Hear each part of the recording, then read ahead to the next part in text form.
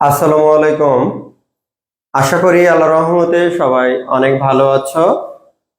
আমরা এখন advance accounting two এর একটি গুরুত্বপূর্ণ চ্যাপ্টার এনজিও অ্যাকাউন্ট অর্থাৎ অ্যাডভান্স অ্যাকাউন্টিং টু এই সাবজেক্টের 12 নাম্বার চ্যাপ্টারের একটি অঙ্ক আমরা এখন শুরু করব। বেশ কিছু অঙ্ক ইতিমধ্যে আমরা সমাধান করিয়েছি। আজকের ক্লাসের মাধ্যমে আমরা এই চ্যাপ্টার শেষ করতে পারবো ইনশাআল্লাহ। তো এখানে তোমরা গতদিন যে রিকনসিলিয়েশন স্টেটমেন্ট শিখেছো ওই রিকনসিলিয়েশন স্টেটমেন্টেই শিখবা। এর পাশাপাশি আমরা আরো কিছু গুরুত্বপূর্ণ বিষয় শিখবো। হ্যাঁ, তো গুরুত্বপূর্ণ বিষয়গুলো কি কি? যেমন এই রিকনসিলিয়েশন স্টেটমেন্টেরই আমাদের জাবেদা করা লাগবে। এই জাবেদা কিন্তু তোমাদের বেসিকেও শেখানো হয় নাই, আবার অঙ্কের মাধ্যমেও এর আগে শেখানো হয় নাই। আজকের ক্লাসটা যদি করো জাবেদা সংক্রান্ত খুঁটিনাটি যত সমস্যা আছে সলভ হয়ে যাবে ইনশাআল্লাহ। তা আমরা লক্ষ্য করি, প্রথমে এখানে লক্ষ্য করতেছি from the following information prepare a bank reconciliation statement. আমাদের ব্যাংক রিকনসিলিয়েশন স্টেটমেন্ট নির্ণয় করতে বলা হয়েছে, দেখেছো? জি ভাইয়া। ওকে, তাহলে এই ব্যাংক রিকনসিলিয়েশন স্টেটমেন্ট কিন্তু আগের নিয়মে করলেই হচ্ছে। তো এখানে আমরা প্রথমে তোমাদের ব্যাংক রিকনসিলিয়েশনের দুইটা পার্ট দেখো, একটা ব্যাংক পাসবুক আর একটা কি ক্যাশ বুক। দুইটা সিস্টেম ছিল, তাই তো ভাইয়া? তো এই দুইটা সিস্টেমের দেখো ব্যাংক পাসবুকের একটা তথ্য দেওয়া আছে।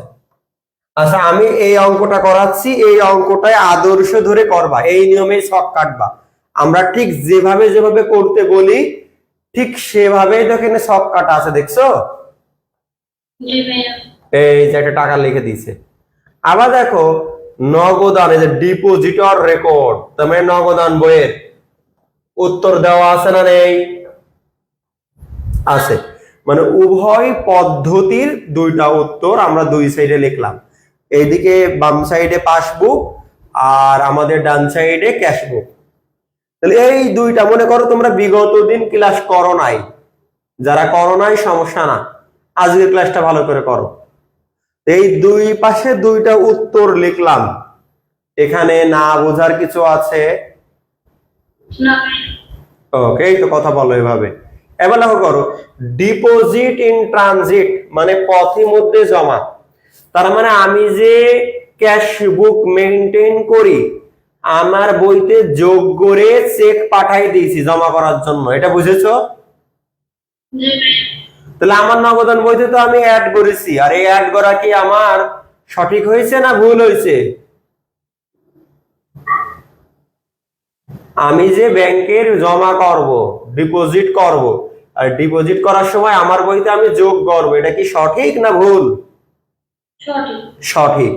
তাহলে তাহলে ভালো করে বোঝো, ডিপোজিট ইন ট্রানজিট তার মানে এটা পথের মধ্যে রয়েছে, তার মানে ব্যাংকে এখনো জমা হয়নি, এই কথা বুঝেছো? জি ভাইয়া। তাহলে যদি ব্যাংকে জমা হয়ে যায় তাহলে আমার উভয় পাশের বই মিল হবে, এটা বুঝতে পেরেছো? জি ভাইয়া। তাই আমরা এ দেখো ব্যাংকে যোগ করে দিলাম, না বোঝনি? মানে এটা পথের মাঝে আছে, একটু পরেই ব্যাংকে চলে যাবে আর ব্যাংকে তখন যোগ করে দেবে। কথা ক্লিয়ার? জি ভাইয়া। মানে ভাষাটা তো এমনই, না এর বাইরে কোনো কিছু? না ভাইয়া। তাহলে আশা করি এই তথ্য বুঝেছো যে কিভাবে হলো। জি ভাইয়া।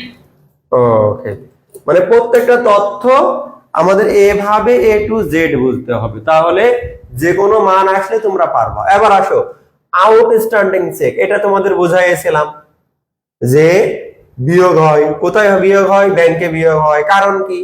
আউটস্ট্যান্ডিং চেক মানে আমরা ইস্যু করেছি নগদান বই থেকে, আমরা যখন নগদান বই থেকে ইস্যু করেছি, নগদান বই থেকে কি করে দিয়েছি, বিয়োগ করে দিয়েছি।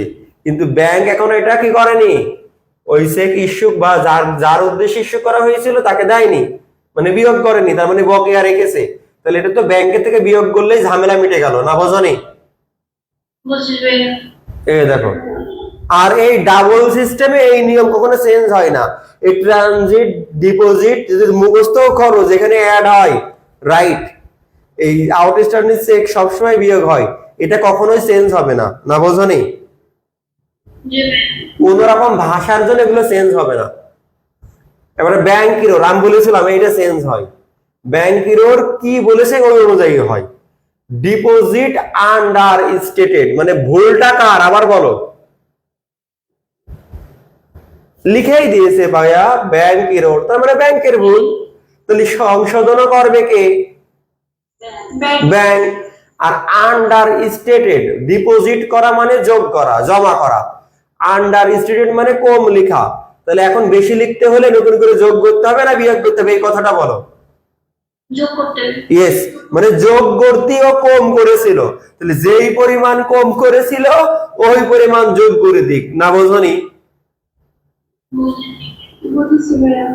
কেউ যদি না বুঝে থাকে বলো আমাকে। মানে 10,000 টাকা ওরা যোগ করতে কম করেছিল, তাহলে সেই পরিমাণ যোগ করে দিল। কাহিনী বুঝেছো?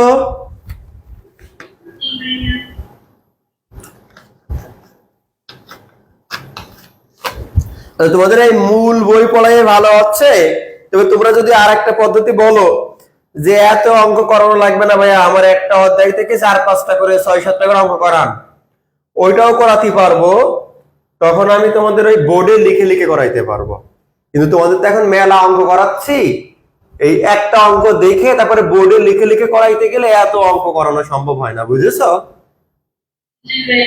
আর আমি কিন্তু বোর্ডে লিখে লিখে ম্যাক্সিমাম, কম লেখা যোগ হচ্ছে, যদি বেশি লেখা হতো তাহলে কি বিয়োগ হতো? অবশ্যই অবশ্যই অবশ্যই।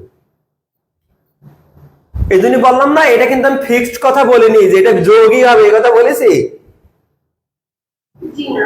বলিনি। এটা কম লিখেছিল বলে যোগ করলা, ডিপোজিট মানে যোগ করা, আর কম লিখেছিল বলে আরো যোগ করলা। তোমরা ওই যে ভুল সংশোধনী করছিলা, যে কখনো যদি বেশি লিখে ফেলতো বিয়োগ করতা, কম লিখে ফেলতো যোগ করতা, মনে আছে? জি ভাইয়া। ওই সিস্টেমে। এবার লক্ষ্য করো এনএসএফ চেক, এনএসএফ মানে নট সাফিসিয়েন্ট ফান্ড, মানে যার কোনো ফান্ড নাই। মনে করো আমি এই রিমার কাছে টাকা পাইতাম, তো রিমা আমার একটা চেক দিছে, কি দিছে,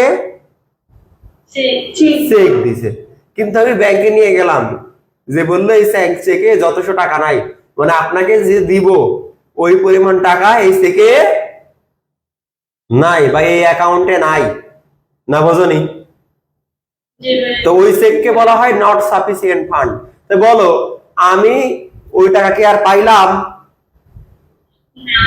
না? তার মানে কাস্টমার আমাকে দিছে কিন্তু পায় নাই, তাহলে তো আমি তো মনের আনন্দে যোগ করেছিলাম, কিন্তু আসলে তো সঠিক না।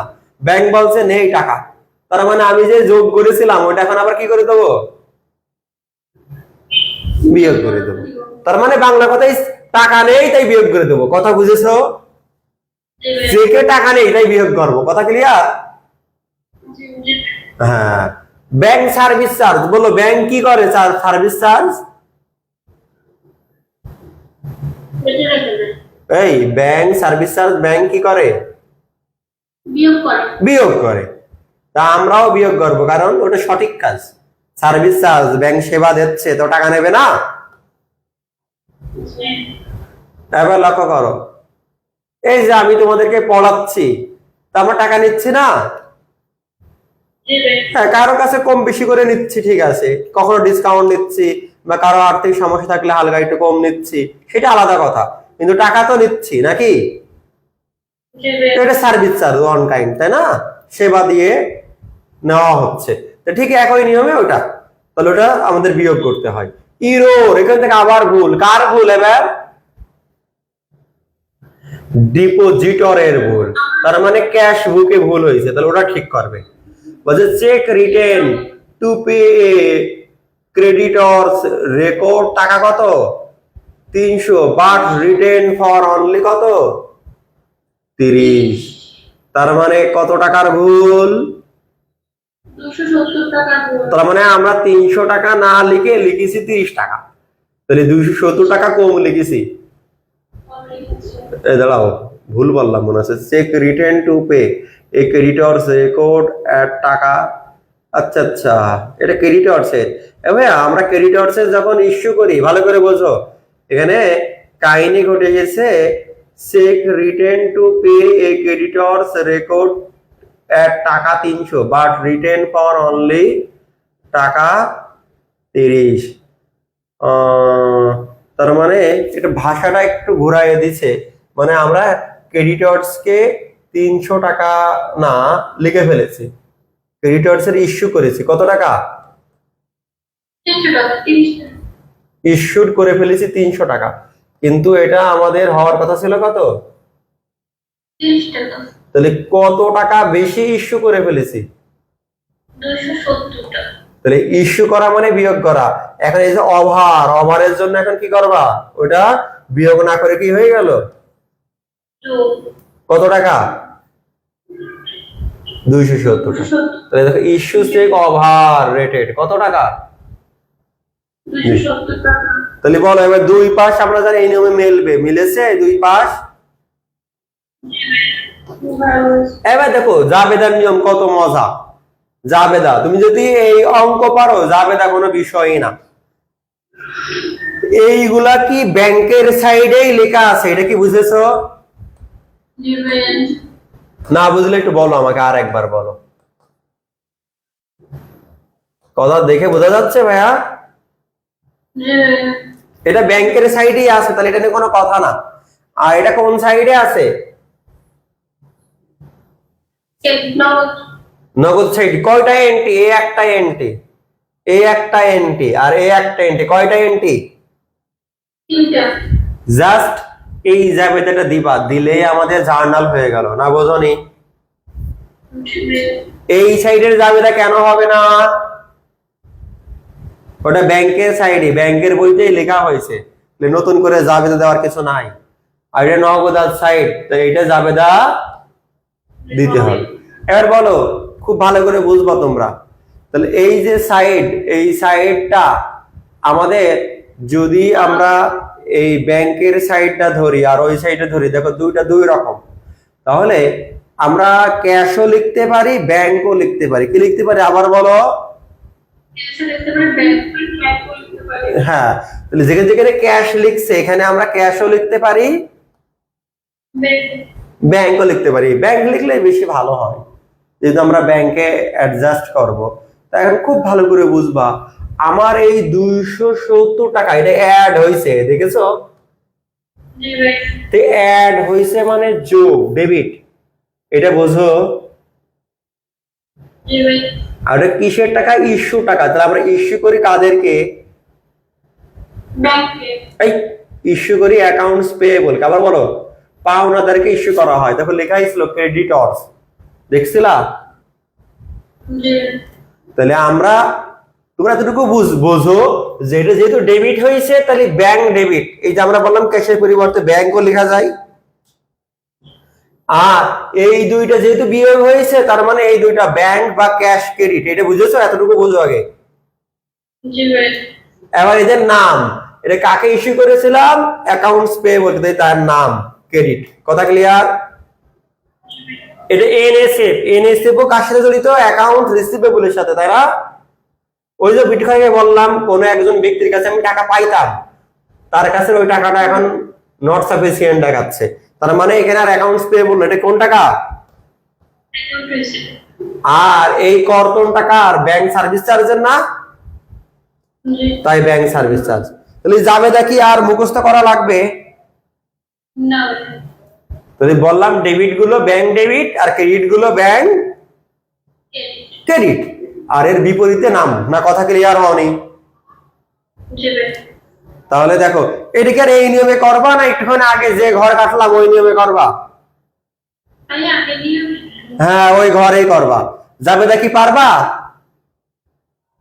জি ভাই। আচ্ছা, জাবেদা যেহেতু নতুন, আমি এই জাবেদাও দেখাই দিই, তাহলে তোমাদের আরো বুঝতে সুবিধা হবে। তো দেখো ভাইয়া, আমার ব্যালেন্স পার বুক, ব্যালেন্স পার, তাহলে এটা কিন্তু আমাদের ব্যাংকেই আছে, এটা আর করার দরকার নাই। এবার লক্ষ্য করো, এটা এটা ব্যালেন্স পার বুক, তাহলে এটা আমাদের ক্যাশ বুকে আছে, খুব ভালো করে বুঝবা। তাহলে এইগুলো অ্যাড, তাহলে এইগুলো ডেবিট হবে ক্যাশ বা ব্যাংক, আর এই দুইটা কি হবে, ক্যাশ বা ব্যাংক ক্রেডিট। ক্যাশ বা ব্যাংক লিখলেই হয়। তাহলে আমরা এই দুটো বেশি সহজ, এই দুটো আগে দেখাই দিই। তাহলে দেখো, service charge debit, cash credit, কত টাকা? 75 টাকা 600। কত? এটা বুঝেছো? এবার দেখো আন্ডার চার্জ, তাহলে এখানে এটা ক্যাশ যে ক্রেডিট হবে, এটা কি বুঝেছো?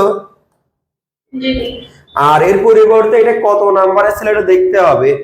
আন্ডার চার্জ ইন চেক, এটা বোঝা যাচ্ছে না এই জায়গায় দেখে। Under charge in check 292 229। দেখো এই চেক ইস্যু করা হয় কাকে?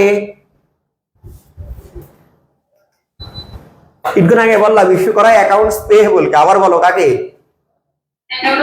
ক্রেডিটরস, অ্যাকাউন্টস পেয়েবল। আর পাওয়া যায় চেক বা চেক রিসিভ করা হয় অ্যাকাউন্ট রিসিভেবলের কাছ থেকে, মনে থাকবে না? তাহলে এর বিপরীতে অ্যাকাউন্টস পেয়েবল, ঠিক আছে? এবার দেখো ওই যেগুলো অ্যাড, ওইগুলোর ক্যাশ ডেবিট হবে, এটাকে বোঝো। বুঝেছো? এবার ওর নাম হবে ক্রেডিট, বিপরীত। দেখো এখানে প্রিন্সিপাল নাম আছে 50,000, আর এখানে ইন্টারেস্ট নাম আছে কত? তো এটা আমরা বের করব, দেখি ডি নাম্বারে আছে, এটা ডি নাম্বারে, এই যে ডি। দেখো মোট 51,000 হবে কিন্তু দুই নামে। তাহলে দেখো এখানে বলেছে দা ব্যাংক কালেক্টেড, তাহলে বলছে কালেক্ট করেছে এত 1,000 টাকা ইন্টারেস্ট অফ কোম্পানি। তো বলো ব্যাংক কাদের কাছ থেকে কালেক্ট করে? পাওনাদারের কাছ থেকে। পাওনাদারের কাছে কালেক্ট করে, পাগল, রিসিভেবলের কাছ থেকে কালেক্ট করে, দেনাদারের কাছ থেকে। আবার বলো কার কাছ থেকে পাওয়া যায়? পাওয়া যায় রিসিভেবলের কাছ থেকে। হ্যাঁ, তা বললে কেন পাওনাদার? বলবা যে দেনাদারের কাছ থেকে পাওয়া যায়, আর আমরা পাওনাদারকে পরিশোধ করি। আবার বলো পাওনাদারকে কি করি? পরিশোধ। মন থাকবে না?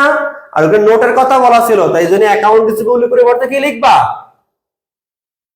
Note receive. কথা ক্লিয়ার? জি ভাই। আর ইন্টারেস্ট বাবদ 1,000, মোট 51,000। ক্লিয়ার তো? জি ভাই। এবার আসো পরের আইটেম। এখানে আমাদের পরে বলেছে ইন্টারেস্ট, আবার ইন্টারেস্ট। তাহলে এটা আমাদের এফ নাম্বারে কিসের ইন্টারেস্ট দেখে আসি।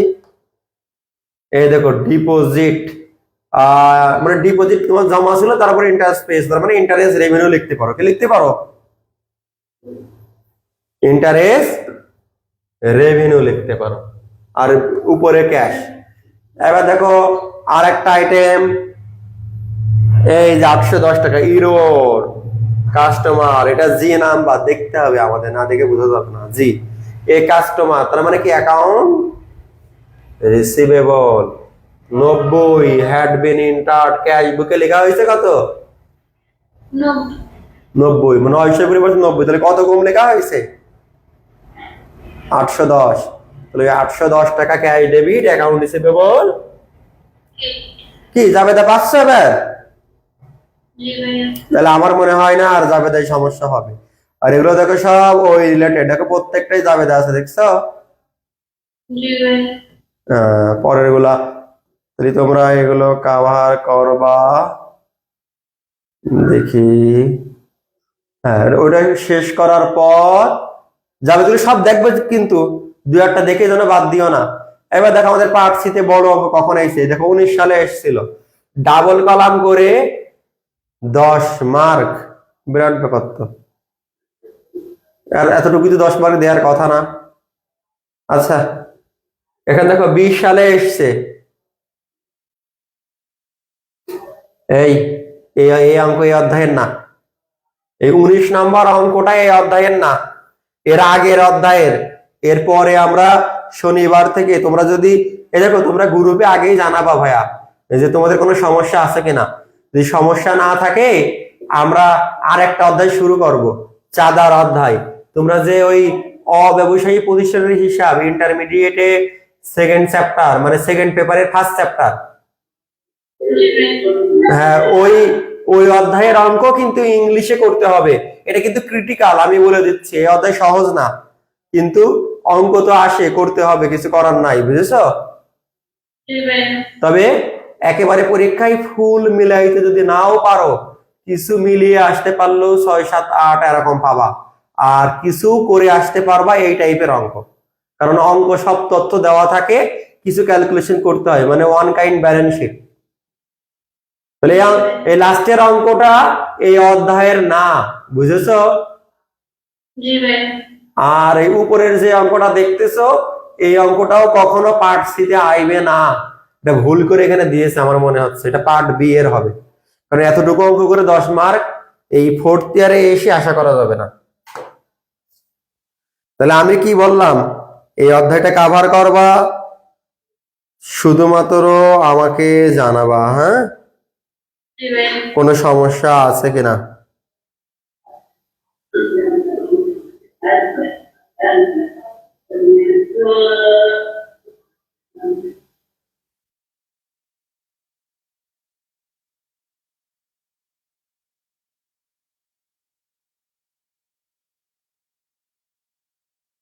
ঠিক আছে।